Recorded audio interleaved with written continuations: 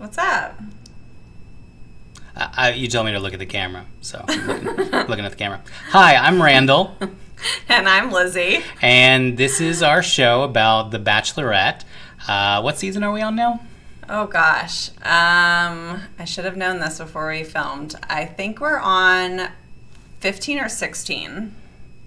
Should we say Has it been that long? For The Bachelorette. There's been many more seasons of The Bachelor. I feel like I have been watching reality shows about dating since Joe Millionaire. I don't know if any of y'all remember Joe Millionaire, but that was like the first reality dating show, and it was this guy who... Do you remember that? Were you old enough to remember that? Uh-huh. And so... this guy was pretending that he was a millionaire, and of course all these women were throwing themselves at him.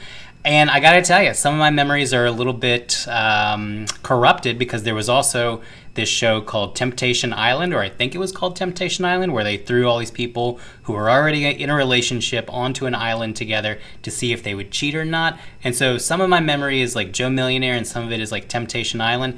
And I gotta tell you, I think that in a way that was kind of prophetic, those first two shows, because every other reality dating show since that time has followed the model of either someone is lying for money or we're trying to dynamite your current relationship and just see what happens. Just see how crazy things can get.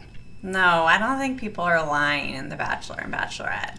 And I do have to correct myself. The Bachelorette has been, this is going to be its 20th season, which is remarkable. There's usually, The Bachelor comes on usually in the winter, and The Bachelorette usually comes on in the late spring. This year it's different, coming on now because they got rid of Bachelor in Paradise, which I'm a little bit heartbroken about. What was that other one that they did in Nashville?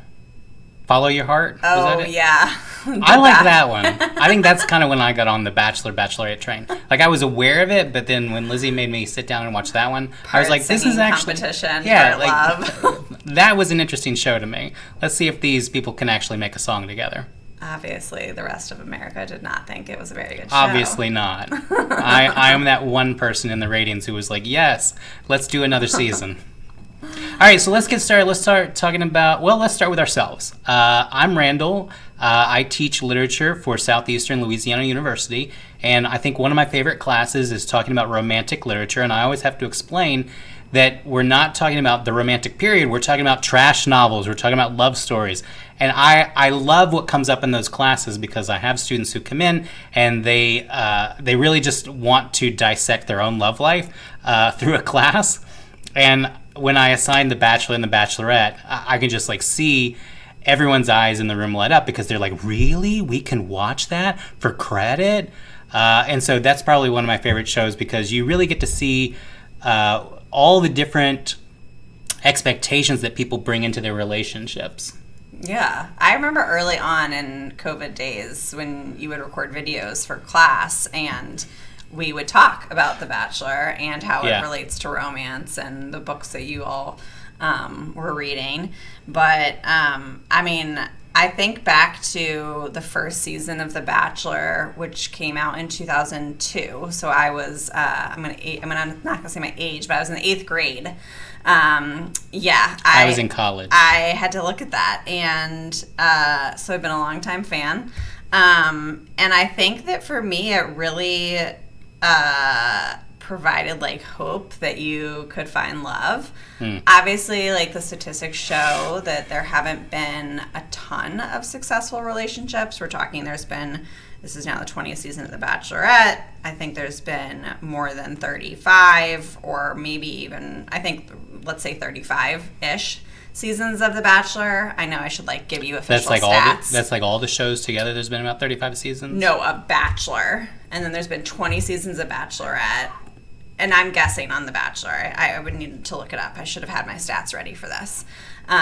But so despite there being, let's call it 55, what should have been marriages, there are definitely not. But there are some really strong relationships that have come out of it. And what I liked about Bachelor in Paradise, which I wish still existed, was that it gave people a second chance to at love, as they say. And I feel like there have been a lot of Bachelor couples that have met through the franchise. So even though maybe they weren't successful finding their match on their season, they're getting a second chance. And that's actually where the Bachelorette came from. And I feel like once they put them on the island, it's just like Temptation Island. Like, let's just see what kind of drama we can get. Like, I feel when I watch them that they're just, there is no hope of a real romance coming out of the island. They're just throwing them together to see what happens. But so even Bachelorette actually came from that idea of giving someone a second chance at love. So most of the Bachelorettes came from a previous season of The Bachelor. So Jen, who we're super excited to watch this week, premieres July 8th. She is the first Asian American Pacific Islander Bachelorette, which is a huge deal. You know, we can get into it later, but the Bachelor franchise does have a lack of diversity. And so it's really exciting to see Jen taking over. She was in the top, I want to say 5 of last season. Again, I should have had my stats ready. But she was lovely on Joey's season.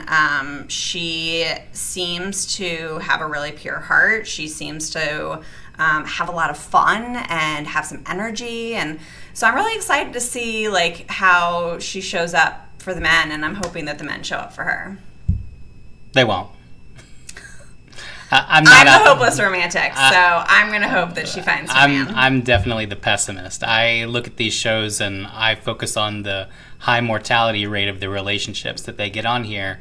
And I think that that's just like a product of reality television. I don't think that that's a product, you know, you see all these articles about like, oh, where's dating at in America? And they reference these shows. I don't think that that's a good thing to do, because I think that reality television takes what is natural and normal and then it just like puts it on an accelerant.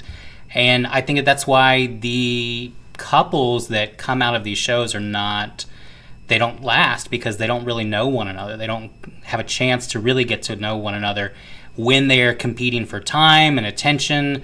And so I'm just not optimistic about the show. I'm optimistic about love. I'm pessimistic about the show.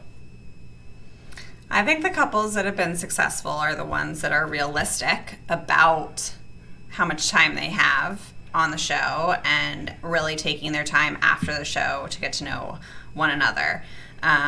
You know, we can talk further later, but like Charity and Dotun are such a beautiful couple to watch on Instagram. Obviously don't know them personally, but I think the way that they have chosen like what to show of their relationship on social media and what to like hold close to themselves. But didn't they like go into couples therapy like immediately after the season? I don't think so. Okay. They're doing really well. They're living together. They're traveling. I actually saw on Instagram this weekend, she was like, you'll know when we get married once you see the photos. Like, so they're trying to hold even like their wedding close instead of like, you know, Bachelor franchise usually wants to like pay for people's weddings so that they can get more ratings and all of that. We saw how well that worked out for the Golden Bachelor. The Golden Bachelor, that's just where I was going. The Golden Bachelor, man, I felt like Jerry, whatever he was calling himself, I felt like he was just not himself. I felt like it was a performance the entire time. And I say that as someone who grew up in the South and has known people from the Midwest, even like by Midwestern standards, it was just this thick veneer of fakeness. And so when they announced that they were divorcing, I was like, called it on day one. Never believed that guy was honest. But you know what? At least Mindy Weiss put together a beautiful wedding like she always does. I always love seeing what she does. It was a very beautiful wedding. I will give that one. Okay, so we're looking forward to the next episode of The Bachelorette, the premiere. And so once we have seen that episode, we will come back and we will record our thoughts and our reactions to it and kind of unpack from there. So, anything else? Let's do it. All right, looking forward to seeing you again. Bye, y'all.